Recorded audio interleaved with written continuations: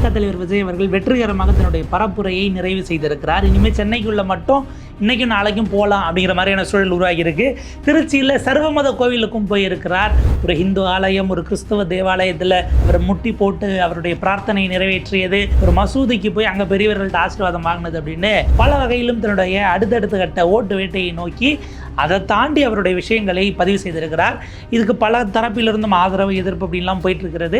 என்ன நடக்கிறது? திருச்சி கிழக்கு விஜயனுடைய இறுதிக்கட்ட பிரச்சாரம் எந்த அளவுக்கு தாக்கத்தை ஏற்படுத்தும் அலசுகிறது இந்த செய்தி தொகுப்பு. விஜய் அவர்களுடைய திருச்சி பிரச்சாரம் பல நாடகங்களை பார்க்க முடிஞ்சது. முக்கியமாக முட்டி போட்டுட்டு போகிறது, அது கிறிஸ்தவர்களை நிறைய மறந்து போன விஷயம். அந்த விஜய் அவர்கள் மறுபடியும் நினைவூட்டி இருக்கிறார் போல் இருக்கு. என்ன நடந்தது? அதாவது விஜய் அவர்கள், நீங்கள் நாடகங்கிற வார்த்தை பயன்படுத்தினீங்க. அரசியல்வாதிகள் அப்படின்னாலே அரிதாரம் பூசி தான் ஆகணும். நம்ம அதை அவருக்கு மட்டும் குறிப்பிடுக்க வேண்டாம். அந்த அரிதாரம்ங்கிறது அவர் திரைத்துறையிலேருந்து வந்ததுனால இல்லை, அரசியல்வாதினா நீங்கள் சினிமாவோட அதிகமாக அரிதாரம் பூசணும். இது நான் இது ஒரு பொதுவான கமெண்ட் வைக்கிறேன். இது அரிதாரம் அப்படிங்கிற விஷயங்கள்லேருந்து நம்ம என்ன பார்க்குறோம்னு சொன்னால், எவ்வளோ பிரச்சனைகள் நடந்த போது களத்துக்கு வராமல் இப்போ மட்டும் போகிறாரே அப்படிங்கிற ஒரு அந்த விஷயம், அந்த கேள்விக்கு கட்டாயமாக விஜய் அவர்கள் பதில் சொல்லணும். அவர் தப்பெல்லாம் முடியாது. இது ஒரு பக்கம். இப்போ விஜய் அவர்களுடைய கூட்டம், ஏன்னா அவர் பாருங்க, எனக்கு இந்த தேர்தலே அவர் கடைசியாக அவர் தொகுதிக்கு தான் போய் பிரச்சாரம் பண்ணியிருக்காருங்கிற ஒரு விஷயம் இருக்குது. இப்போ நான் அதே போல் இன்றைக்கு சில தொகுதிகள் சென்னைக்குள்ளங்கிறாங்க, நம்ம அதை பின்னாடி பேசுவோம். அப்போ விஜய் அவர்கள் திருச்சி கிழக்கில் வெற்றி பெறுவதா அப்படிங்கிறது, இல்லை போட்டிடுறதே நம்ம இருக்கோங்கிறதே மறந்துட்டாங்கன்னா, ஏன்னா வேட்புமனு தாக்கல் பண்ண அன்னைக்கு அண்ணா எம்ஜிஆர் சிலைக்கு மாலை போட்டது அதோட சரி. அது ஆச்சு 10 நாள். இது நம்ம 20 கூட்டத்தை கேன்சல் பண்ணிட்டோம். செய்தியில் நம்ம அங்கே தான் போட்டிடுறோங்கிறதே யாராவது சொல்கிறாங்களாங்கிற அளவுக்கு போனதுனால இந்த செய்தி ஓட்டத்தில் இருக்கணுங்கிறதும் ஒரு காரணம். இன்னொன்று, இந்த இடைப்பட்ட நாட்களில் அந்த தொகுதிகளில் யாராவது போய் வேலை பார்த்தாங்களா அப்படிங்கிறது ரொம்ப முக்கியமான விஷயம். யாரும் வரலனாலும் நம்ம போய் ஒரு 4 நாளைக்கு நம்ம போனோம்னா அந்த உணர்வுலேயே போய் விசிலுக்கு போட்டுருவாங்கங்கிறதாக பார்க்கப்படுகிறது. அவர் ஆக்சுவலாக எடுப்பில் முதல்ல இறங்கி ஏர்போர்ட்டுக்கு பக்கத்தில் இருக்க அந்தோனியார் கோயிலுக்கு போகிறாரு. அங்கே தான் அந்த வீடியோ முதல்ல அது ஜன்னலுக்கு வெளியிலேருந்து எடுக்கப்பட்டது. பிறகு உள்ளேருந்து அவங்களே ஹெச்டி கேமராவில் எடுத்த வீடியோஸ் எல்லாம் வெளியிட்டாங்க. அப்புறம் அதனுடைய முழு வீடியோ வந்திருக்கு. அது இதுன்னுட்டு அவங்க கட்சிக்காரர்கள், ஐடி விங், விர்ச்சுவல் வாரியர்ஸ் எல்லாம் அதை அடுத்தடுத்து போட்டாங்க. இது ஆரம்பத்தில் எப்படி பார்க்கப்பட்டது அப்படின்னா, விஜய் கடைசியாக தன்னுடைய அப்பீல் திமுகவினுடைய வாக்கு வங்கியாகிய மைனாரிட்டி வாக்கு வங்கிக்கு அவர் குறிவைத்திருக்கிறார். கிறிஸ்தவர்கள் தேவாலயத்துக்கும் போயிட்டாப்புல, அதே போல் பார்த்திங்க அப்படின்னா மசூதிக்கும் போனார்னும் போது இது 2 தான் ஓடிக்கிட்டு இருக்காங்கன்னா, முடிகிற நேரத்தில் அவர் இந்து மத கோயிலுக்கும் போய் சாஷ்டாங்கமாக விழுந்து கும்பிட்டு அங்கேயும் அர்ச்சனை முடிச்சுட்டு அதையும் அவருடைய இதோட நம்பிக்கையோட பயபக்தியோடு வாங்கிட்டு வரக்கூடிய அந்த வீடியோ வந்துருச்சு. ஆரம்பத்தில் என்ன சொன்னாங்க, திரு இனிகோ இருதயராஜ் அவர்கள் நடுவில் கடுமையாக விமர்சிச்சிருந்தார்.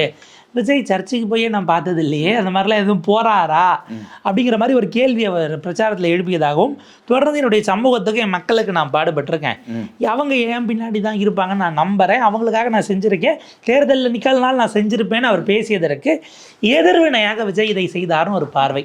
ஒருவேளை சண்டேங்கிறதுனால சண்டே மார்னிங்ல சர்வீஸ் அவர் போயிருந்திருக்கலாம்னா, இங்கே மிஸ் பண்ணது அங்கே போய் சரி பக்கத்துல போக முடியல, திருச்சியில் போயிருக்காரு அப்படிங்கிறது நம்ம பார்க்க. இதுக்கு முன்னாடி அவர் ஞாயிற்றுக்கிழமைகள் எதுவும் பிரச்சாரம் போன சமயத்தில் இப்படி போனாராங்கிறதெல்லாம் தனி கேள்வி. அஃப்கோர்ஸ் அவர் திட்டமிட்டபடி அதை போய் முடிச்சுட்டு திரும்பிட்டாருங்கிறதாக இருக்கிறது. பேசணும்னா நம்ம சிக்கிடுவோன்னு அவரே கான்ஷியஸாக தவிர்த்திருக்காரோன்னு ஒரு பார்வை இருக்குது. தொடர்ந்து பேசணும்னா பேசினதே பேசுகிறோங்கிற விமர்சனம் வருது. எடுத்து அந்த 4 இடத்துல பேசினதையும் போட்டு அதே டைலாக் 23ஆம் தேதி காலையில் குளிச்சுட்டு கெத்தா ரெடி ஆகி கையில் ஓட்டர் ஐடி எடுத்துக்கிட்டு எல்லா தெய்வங்களையும் வணங்கிட்டு வீட்டில் இருக்க அப்பா அம்மாவையும் குளிச்சு ரெடி பண்ணி கூப்பிட்டுக்கிட்டு போய் அந்த விசில் சின்னத்துக்கு நேராக இருக்க பட்டனில் ஒரு அழுத்தி விசில் புரட்சி செய்வோமா அப்படிங்கிறத அப்படியே எடுத்து 4 கட்டமாக பிரித்து டிவியிலேருந்து சோஷியல் மீடியாவிலேருந்து எல்லாரும் போடுறதுனால விஜய் அவர்களுக்கு அது உள்ளபடியே ஒரு டயர்டாக இருக்குது, பேக் ஃபயர் ஆகிருக்கு. ஆமாம், அவர் ஒரு சினிமாவில் ரீடேக் எடுக்கிற மாதிரி தான் இதை சொல்லிட்டே இருக்கிறாரு அப்படிங்கிற. இல்லை, ஆனால் இது எல்லாமே ஒவ்வொரு முறை அரங்கேற்றப்பட்டது. நீங்கள் ஒரே நாடகத்தை பல முறை அரங்கேற்றனா அதே வசனம் தாங்க இருக்கும். நீங்கள் அது நடிகர்களின் மீது குறை சொல்ல முடியுமான்றது. ஆனால் நாடக உதாரணத்தெல்லாம் அரசியல்வாதிக்கு சொல்கிறதுங்கிறது சரியானதல்ல. பட் அவர் அப்படி தான் இருக்காருங்கிறதுனால நம்ம அதை தவிர்க்க இல்லாமல் சொல்கிறோம். என்னமோ வர வாரத்தெல்லாம் அது விமர்சன பார்வை மாதிரியே இருக்கு. ஆனால் அது விமர்சனம் இல்லை, அவருடைய இயல்பாக அவர் செய்கிறதுக்கான பார்வையாக இருக்குது. ஆக்சுவலாக ஞாயிறு திங்கள் அவர் லீவ் போட்டுருவார்னு பார்த்தா அதையும் சொல்லியிருக்காப்புல.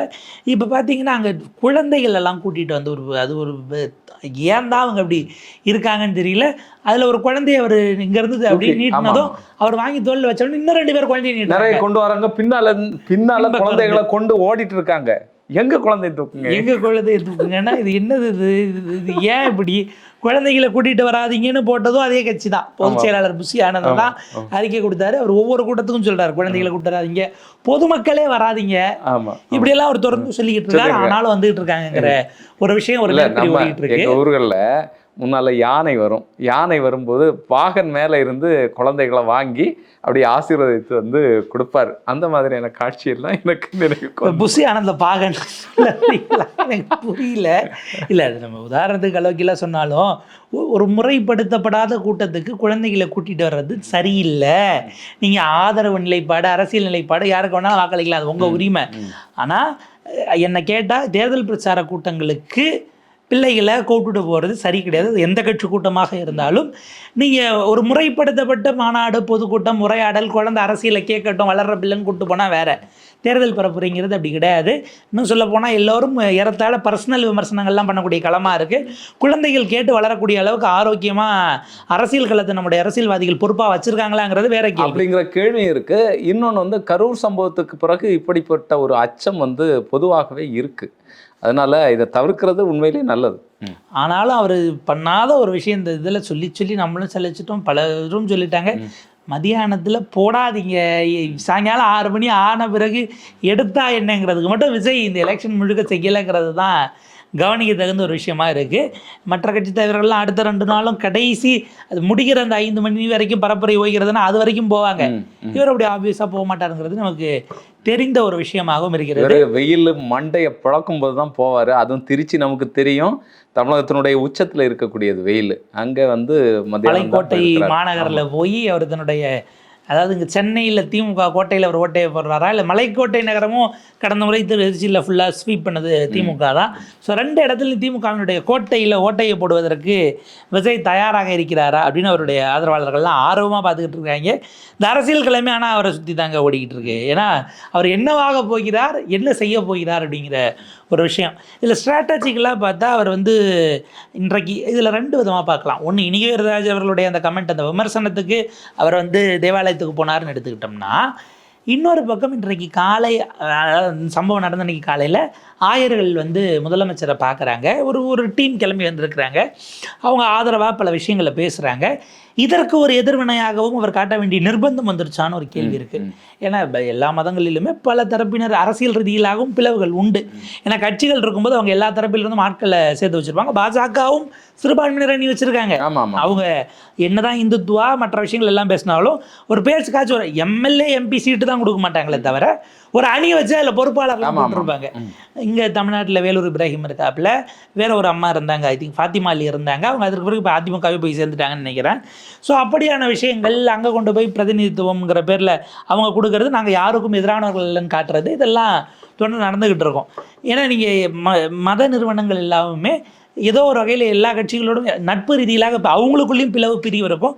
இதில் திமுகவை ஆதரித்து ஒரு பிரிவு, இல்லை ஆதரிக்கலை, நாங்கள் தான் உண்மையான கூட்டமைப்பு, நாங்கள் எதிர்க்கிறோம் அப்படின்னு ஒரு பிரிவு, இப்படியான குழப்பங்களுக்குள்ள, அதாவது கட்சி ரீதியான பிளவாக மத அமைப்புகளும் மாறி இருக்கிறது, மத நிறுவனங்களும் மாறி இருக்கிறதுங்கிறது கவனிக்க நம்ம பார்க்க வேண்டியது இருக்கு. ஆனால் இன்னைக்கு குறிப்பாக முதல்வர் ஸ்டாலின் அவர்களை சந்தித்தது வந்து அனைத்து சபைகள், கிறிஸ்தவ சபைகளுடைய தலைவர்கள், பாஸ்டர்கள் தான் போய் பார்த்தாங்க அப்படிங்கிறதை நம்ம கவனத்தில் கொள்ள வேண்டியது இருக்கு. அவங்களுடைய உரையாடலிலிருந்து அவர்கள் சொன்னது, நீங்கள் டீலிமிட்டேஷன் இதை தமிழ்நாட்டுக்காக செஞ்சுருக்கிறீங்க, எஃப்சிஆர்னு ஒரு கொடூர சட்டத்தை கொண்டு வருகிறார்கள், கிறிஸ்தவ நிறுவனங்கள் குறிப்பாக என்ஜிஓஸாக இயங்கக்கூடியவங்க, மிஷினரிஸ் எல்லாரையும் காலி பண்ணுவதற்கானது, சொத்துக்கள் பறிமுதலில் தொடங்கி அப்படியே முடக்கி விடுவதற்கான வேலை. நீங்கள் மறுபடியும் 0ல இருந்து ஆரம்பிக்கணும்னா அதுக்கு பதிவே அவன் பல வருஷம் பல சட்டங்களை மாற்றிட்டாங்க, அதை அமல்படுத்தவே முடியாது. இவ்வளவு சிக்கல்கள், நெருக்கடிகள், குழப்பங்கள் இருக்குது அப்படின்னும் போது அதையும் எதிர்த்து நிற்க வேண்டிய தேவை இருக்குது. உங்களால் தான் அதை முறியடிக்க முடியும், நாங்கள் முழுமையாக நம்புகிறோம் அப்படிங்கிற மாதிரியான விஷயங்களை பேசியிருக்கிறாங்க. அஃப்கோர்ஸ் அது அரசியல் பேசப்பட்டது தான், அந்த வீடியோ எடுத்து அவங்க வெளியிடுறதும் அரசியல் தானாலும் அதை தாண்டி அவர்களுக்கு ஒரு நம்பிக்கையை கடத்தினதனுடைய விளைவாக செயல்பாட்டில் இருந்து வந்திருக்குன்னு பார்க்க வேண்டியிருக்கு. இந்த இடத்துல தான் ஆக்சுவலாக அந்த ஆயர்களை கூட்டமைப்பிலிருந்து வந்தவங்களை அழைச்சிட்டு போனதில் வில்சன் அவர்களும் இருந்தார் நினைக்கிறேன். திமுகவினுடைய மாநிலங்களவை உறுப்பினர், மூத்த உச்சநீதிமன்றத்தினுடைய மூத்த வழக்கறிஞர், சீனியர் கவுன்சில் அவரும் இருந்தார். வில்சன் அவர்களுடைய தரப்பில் விஜய் அவர்களுக்கு ஒரு எதிர்வினை அப்படிங்கிறதும் வந்திருக்கிறது. ரொம்ப கடுமையான எதிர்வினையாக இருக்குது. ஆக்சுவலாக அது இவ்வளோ ஸ்பீடாக வரும்னு எதிர்பார்க்கல. பட் அவர் வில்சன் அவர்கள் அதை ரொம்ப வேகமா இருந்து இந்த வேலைகள் வந்து நடந்துட்டு இருக்கா. என்னன்னா களத்துல வந்து இன்னும் 2 நாள் தானே, அந்த தகிப்பு வந்து தெரியுது நமக்கு அரசியல் களத்துல என்ன நடைபெற்று கொண்டிருக்கிறது அப்படிங்கிறது. அதை நோக்கி தான் அது நகருதுங்கிறதையும் நம்ம மறக்க முடியாது. வில்சன் அவர்களுடைய அந்த பதிவை நம்ம அப்படியே வாசிப்போம். திரு விஜய் அவர்களே, மிஸ்டர் விஜய் சர்ச்சைக்கு எலெக்ஷனுக்கு 3 நாளைக்கு முன்னாடி போய் அங்கே இருந்து ஃபோட்டோ ஷூட் செய்யக்கூடிய உங்களுக்கு இப்படி செய்வதன் மூலமாக உங்களை கிறிஸ்தவ மக்கள் நம்ப மாட்டார்கள். 2 ஆண்டுகளுக்கு முன்பாக கட்சியை தொடங்கினீர்கள். பாஜகவுக்கு எதிராக கிறிஸ்தவர்கள் தாக்கப்பட்ட போது, அவர்களுடைய உரிமைகள் பறிக்கப்பட்ட போது ஒரு முறையாவது நீங்கள் வாய் திறந்து பேசினீர்களா? அதை விட முக்கியமானது, இந்த நாட்டில் தேவாலயங்கள் கொளுத்தப்பட்டன, போதகர்கள் கைது செய்யப்பட்டார்கள், இந்த மாதிரி ஊழியம் செய்ய போன சகோதரிகள் அவங்க பொய் வழக்குகள் கைது செய்யப்பட்டது நடந்தது. கிறிஸ்மஸின் போதும் ஈஸ்டரின் போதும் கூட்டு பிரார்த்தனைகளை, கூலிப்படைகளை போன்ற ஏவலாட்களை வைத்து அதை தொல்லை பண்ணி நெருக்கடி கொடுத்து அதை சீர்குலைச்சாங்க. இது எல்லாவற்றையும் செய்த பாஜக இப்போது FCRA என்கிற ஒரு மிக மோசமான சட்ட திருத்தத்தை ஃபாரின் கான்ட்ரிபியூஷன் ரெகுலேஷன் ஆக்ட் மூலயமா கொண்டு வராங்க. அதன் மூலமாக கிறிஸ்டியன் மிஷனரிஸை லிக்விடேட் பண்ணி அவங்கள வந்து முடக்குவதற்கான வேலைகளை செய்து வருகிறார்கள். சொத்துக்களை பறிமுதல் செய்ய போகிறார்கள். இந்த நேரத்தில் என்ன செய்திருக்க வேண்டும் என்பது உங்களுக்கு நினைவு இருக்கிறதா? ஒரு மிகப்பெரிய ஆபத்து வரும்போது நீங்கள் எங்கே அந்த நேரத்தில் பேச விடாமல் உங்களை தடுத்தது எது? What prevented you from speaking out? இவ்வளவு நடந்துகிட்டு இருக்கும்போது கேரளா எலெக்ஷனுக்காக அவனா நிப்பாட்டி வச்சான், இல்லைன்னா அது மிகப்பெரிய அளவுக்கு கொண்டு வந்திருப்பாங்க. அப்போ இந்த நேரத்தில் திடீரென நீங்கள் வந்து ஒரு கிறிஸ்தவராக நான் கிறிஸ்தவர்களுக்காக நிற்கிறேன் என்று வருவதை நான் பார்க்கும் பொழுது, கார்டன் ஆஃப் கெத்சமேனில் வரக்கூடிய யூதாஸினுடைய நடவடிக்கைகளை போல இருக்கிறது. இது வந்து பார்த்திங்கன்னா உண்மையிலேயே அன்பின்பால் கொடுக்கப்படுகிற ஒரு முத்தமாக இல்லாமல் துரோகத்தினுடைய முத்தமாக இருக்கிறது அப்படிங்கிறத கோட் பண்ணி மத்தேயு 24:11 ஒரு விஷயத்தை கோட் பண்ணுறாரு. And many false prophets will arise and lead many astray.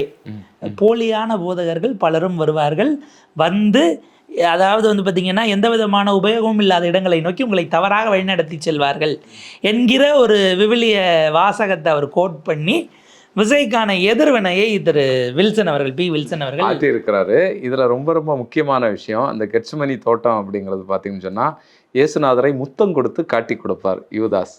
அதுதான் அந்த இடம். அதை வந்து ஒரு பயங்கரமான ஒரு பஞ்சா வந்து வில்சன் அவர்கள் வச்சிருக்கிறாரு. மேபி அதாவது அவர் சீனியர் கவுன்சிலாக இருக்கார். நேற்றைக்கு விமனுக்கான 33% ரிசர்வேஷன் உடனடியாக கொண்டு வரணும்னு தனிநபர் சட்டம் வேறு கொண்டு வராரு. நீங்கள் ஏற்கனவே போட்டது இருக்குது, 540 மில்லியன் கொடுக்கறதுக்கு உங்களுக்கு என்ன பண்ணணுங்கிற ஸ்டெப்ஸை வச்சு ஒரு சட்டத்தையே நேற்று அவர் மூவ் பண்ணுறாரு. இவ்வளவுக்கு நடுவுலையும் உங்களுக்கு அந்த ஊமை அந்த நேரத்தில் அது ஏதோ ஒரு வகையில் இலக்கிய மனமும் இருந்திருக்கு அப்படிங்கிறது அவருடைய நம்பிக்கை சார்ந்த அந்த பயணம். அந்த நேரத்தில் சொல்கிறதுக்கு ஒரு ஸ்பான்டேனியஸாக உங்களுக்கு ஞாபகம் வரணும், ப்ரெசன்ஸ் ஆஃப் மைண்ட் நம்ம சொல்லுவோம்ல, அந்த நேரத்தில் டக்குன்னு வரணும் அப்படிங்கிற அந்த ஒரு விஷயங்கிறது உள்ளபடியே ரசிக்கத்தக்கது தான். அது இதற்கு பிறகு மக்களுக்கான முடிவாகத்தான் போய் சேரும். ஏன்னா அரசியல் ரீதியிலான இந்த விமர்சனங்கள் ஓடிக்கிட்டு இருக்கு. இன்னொரு ஏன்னா இப்போ பலரும் இது பண்ணுறாங்க. ஐ திங்க் சீமான் அவர்களுக்கு எதுவும் ஆதரவு திருச்சபைகளின் தரப்பிலிருந்தோ அல்லது அங்கே இருக்கக்கூடிய மிஷனரிஸ் தரப்புலேருந்து போச்சான்னு எனக்கு தெரியல, இல்லை அவர் ஆதரவு கேட்டாரான்னு தெரியல. பட் பெரும்பாலும் அவர் அப்படிலாம் விலக்கி வைக்கக்கூடியவராக தன்னை காட்டிக்கிறது இல்லை. அந்த மாதிரியான எதுவும் இல்லைன்னு வச்சுக்கோங்க. கனகாலத்தில் அவர் பேசினார், அது பெரிய விமர்சனமாச்சு. அதெல்லாம் தாண்டி இப்போ அவர் வந்துட்டாருங்கிறது ஒரு பக்கம். எடப்பாடி அவர்கள் தரப்பிலும் அவரையும் சந்தித்து பலரும் ஆதரவு தெரிவித்ததெல்லாம் நம்ம பார்க்க முடிஞ்சுது. ஸோ இது அதை தாண்டி நகருது அப்படின்னு நான் நினைக்கிறேன். தேர்தல் நேரத்தில் எல்லோரும் தங்களுடைய அப்பீலுக்காக எல்லோரையும் அவங்க அத்தனை பேர் வாக்கி வங்கிகள் அப்படிங்கிற இடத்துலேருந்து அதை நகர்த்துறாங்க. இது எப்படி நகர போகுதுங்கிறத நம்ம கவனிக்கணும். பல விதமான விஷயங்களை எடுத்து சீர்தூக்கி பார்த்து இந்த வாக்குகளை உள்ளபடியே வாக்காளர்கள் செலுத்தட்டும், அவங்களுக்கு சரின்னு படுறதை நோக்கி போட்டோம். எல்லாத்தையும் சீர்தூக்கி பாருங்கள், அவங்கவுங்க சொல்லக்கூடியது. ஆக்சுவலாக நம்முடைய பிரச்சனைகள் என்ன, அதற்கு யார் குரல் கொடுத்தார்கள் என்பதை ஏன்னா உங்களுக்கு தான் தெரியும். உங்கள் இடத்துலேருந்து என்ன நடந்தது அப்படிங்கிறது ஒவ்வொருவரும் தன்னுடைய இடத்திலிருந்து சிந்தித்து பார்த்து ஒட்டுமொத்தமாக என்ன சரியோ அதை நோக்கி போகிறது பெட்டராக இருக்கும். ஒரு வழியாக விஜய் தன்னுடைய பரப்புரையை திருச்சி கிழக்கில் முடிச்சிட்டாரு. இன்றைக்கும் நாளைக்குமான விஷயங்களுக்கு பிறகு பெரம்பூர் ஒரு இதில் என்னென்னா இப்போ திருச்சி கிழக்கில் யோசிப்பாங்க, அப்போ கடைசி நாள் பிரச்சாரத்துக்கு இங்கே வரலன்னா நீங்கள் அப்போ ஜெயிச்சாலும் வரமாட்டிங்களா, அந்த மாதத்துக்கு ஒன்று கூட நடக்காது போல இருக்கே, ஒருவேளை 2த்துலையும் ஜெயிச்சா இப்போ இங்கே ராஜினாமா பண்ணுறீங்களா, நாங்கள் கடைசி நாள் வந்து முடிக்கக்கூடிய அளவுக்கு இல்லையான்னு போடாமல் போனால் அது என்னவாகும், இல்லை இங்கே கடைசி நாள் வந்து இவங்க எப்படி ட்ரீல் பண்ணுறாங்க, இப்படியான பல விஷயங்கள் இருக்குது. பார்ப்போம் அரசியல் களம். இதில் முக்கியமான ஒரு விஷயம், இன்னைக்கு திருச்சியில் எவ்வளவு பேர் கூடினாங்க அப்படிங்கிறதை நம்ம கவனிக்க வேண்டியது இருக்குது. வழக்கமாக வழக்கமாக அவருடைய இந்த பிரச்சாரங்களில் கூடக்கூடிய கூட்டம் வந்து இல்லை. அது ஆர்கனைஸ் பண்ணாததுனால அப்படி ஒரு இது வந்ததா, இல்லைன்னு சொன்னால் விஜய்க்கான அந்த மோகம் குறைந்து போச்சா அப்படிங்கிறதையும் நம்ம கவனிக்க அது வேண்டியது. அவரே பரிசீலிக்கணும். தொடர்ந்து போக போக போக அப்படி குறைஞ்சிருமா என்னங்கிறது நமக்கு தெரியல. பார்ப்போம். அதனால தான் அவர் வெளியில் வராமல் ஜாக்கிரதையாக இருந்துக்கிறாருங்கிறதையும் புரிஞ்சுக்க வேண்டியதான்.